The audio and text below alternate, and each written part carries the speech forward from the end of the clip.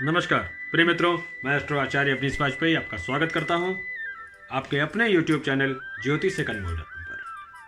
मित्रों, मैंने पुराने वीडियो में आपको ये बताया कि किन भावों के जुड़ने से एक नाम तैयार होता है। केंद्र भाव, उपचय भाव, त्रिक भाव, अपोलेख्म, पर्णफर, मारक, त्रिक, चतुरास्त्र इत्यादि करके नाम बताए कि ये क्या होते हैं। अगर इनका नाम मैं कहीं लेता हूँ तो ये क्या है, आपको ये मालूम होना चाहिए। इसके लिए मैंने एक पुराना वीडियो बनाया था। आज मैं एक नई सीरीज प्रारंभ कर रहा हूँ। इसमें कुंडली में कुछ योगों के बारे में बोलूँगा। क्या आपकी कुंडली में वो योग हैं? आप देख लीजिए। अगर हैं तो उनकी महादशा होगी या अंतरदशा होगी या सूक्ष्म दशा आएगी तो अवश्य आपको कहीं ना कहीं लाभ प्राप्त अवश्य होगा।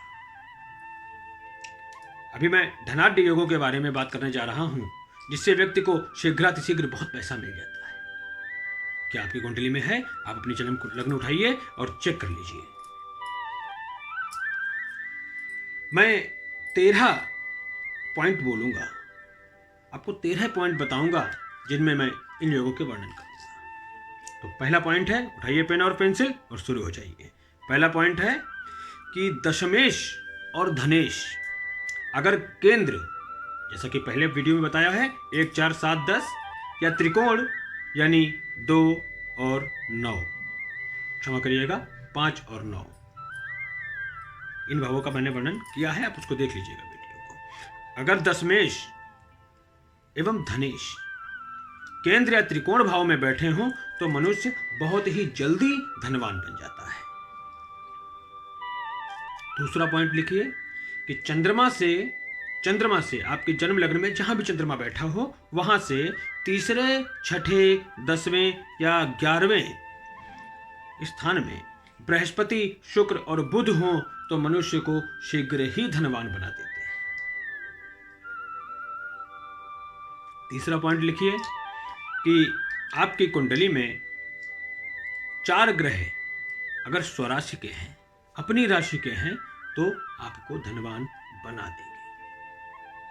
स्वराशि का मतलब जो ग्रह जिस राशि का मालिक हो उसी राशि में बैठा हो, उसे स्वराशि कहते हैं।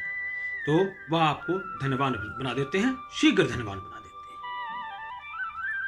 अगर धनभाव का स्वामी बली होकर के 9वें, 10वें, 11वें भाव में भी हो तो भी व्यक्ति को शीघ्र धनवान बना देते हैं।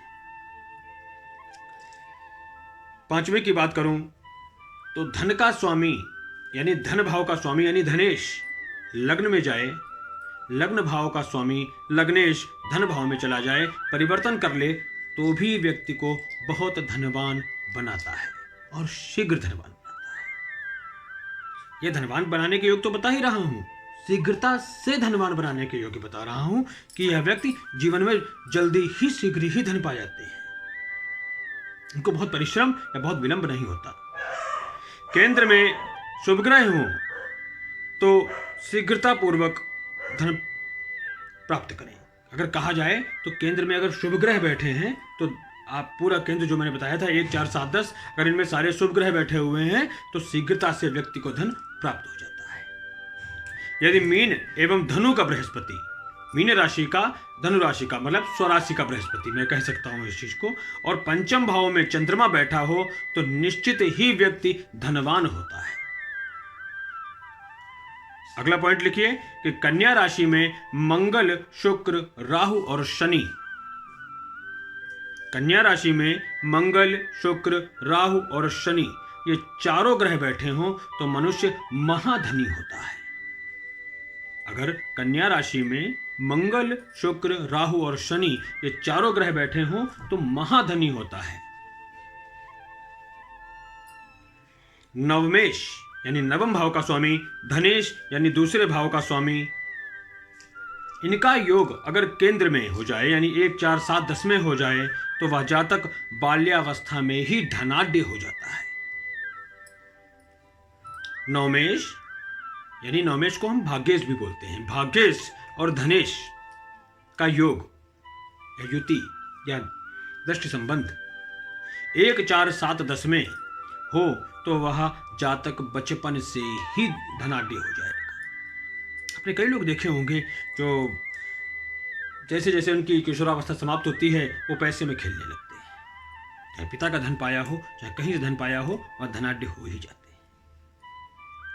अगला पॉइंट लिखिए कि चतुर्थ भाव का स्वामी चतुर्थेश, धन भाव का स्वामी धनेश, चतुर्थेश यानी सुखेश भी बोलते हैं इनको, सुखेश और धनेश दोनों इकट्ठा बैठे हों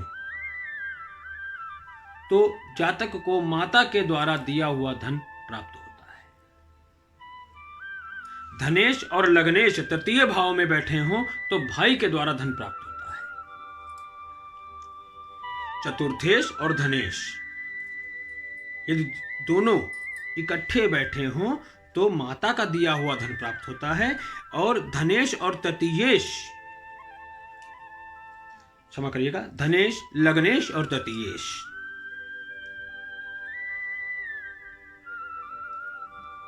मैं शायद दिखने में दिक्कत आ रही है, मैं बार बार एक गलती कर रहा हूं।